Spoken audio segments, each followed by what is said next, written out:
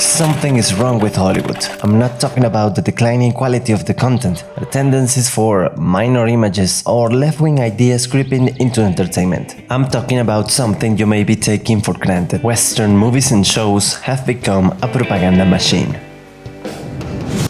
I would call the power Hollywood wields soft propaganda. Soft propaganda is state-backed, mass-produced content for TV, cinema, social media, and the streaming services. The goal is delivering subdued messages to persuade, influence, and manipulate consumers. Hollywood has become the main producer of movies and shows. Its reach extends to the entire world, and its impact is strong. Continued exposure to repetitive messages can shape minds of all ages, and giving meaning to circumstances and events can affect the perspective of those consuming. But if you pay attention, you look past the 4 postmodernist Hollywood messages, which are intended to erase the solid ground where our society stands. The first one is putting white women, formerly white men, front and center, both behind and in front of the camera. So we work tirelessly to make sure that women's voices are amplified not only here in our own backyard, but globally.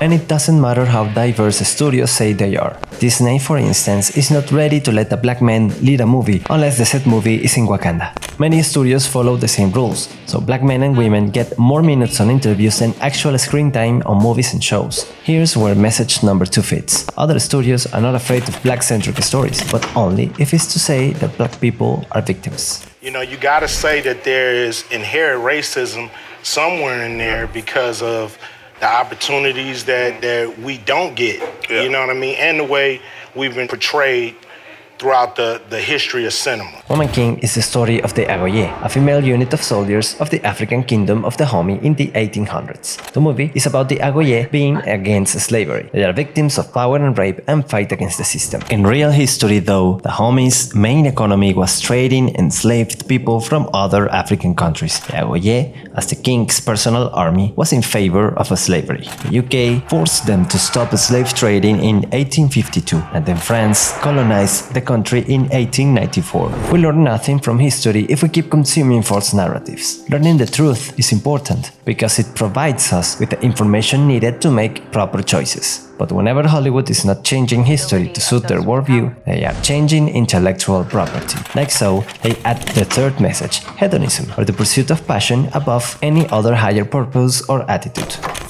Because I had a kid with this fool. Why should we be punished for her mistake?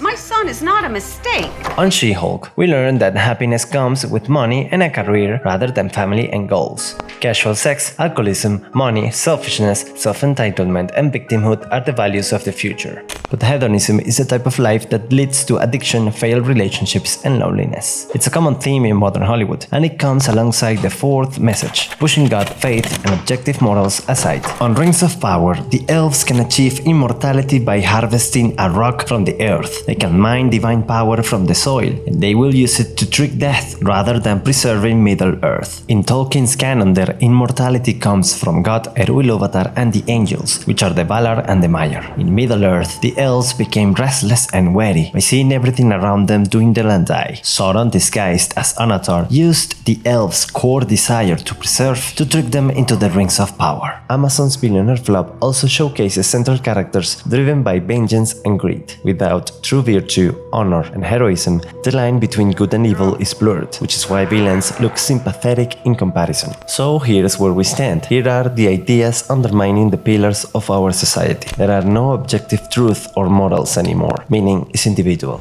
Believing in God is wrong, and so is believing in a higher moral standard. Instead, believe in your own ego or your superiors. Purpose, family, and goals are things of the past. Instead, pursue sex and money. Equal opportunities don't exist. You ought to remember that our society has a new ruling kind. Lastly, if you're a black person, you should be angry and sad because you're already a victim. These ideas are, to say the least, distorted. But where did they come from? Let's review the origins of the propaganda machine.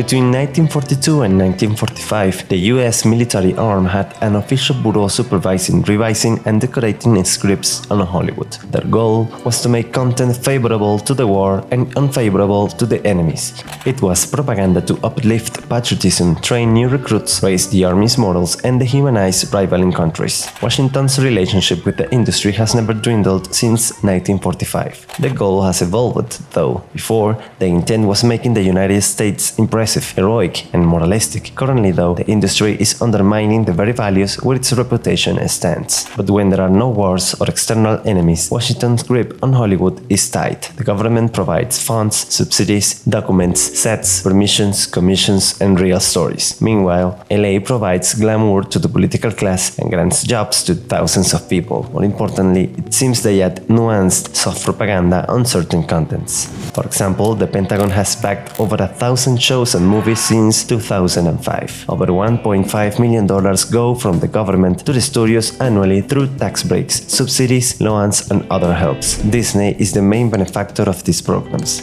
That's it, friends. My channel is about finding these patterns and seeing how politics and culture reflect in our entertainment or vice versa. If you like my overly edited content, subscribe and keep the comment section civilized. Lastly, I would like to thank my first two supporters for buying me a coffee, Becky Leot and Eric Bryan. Thank you very much.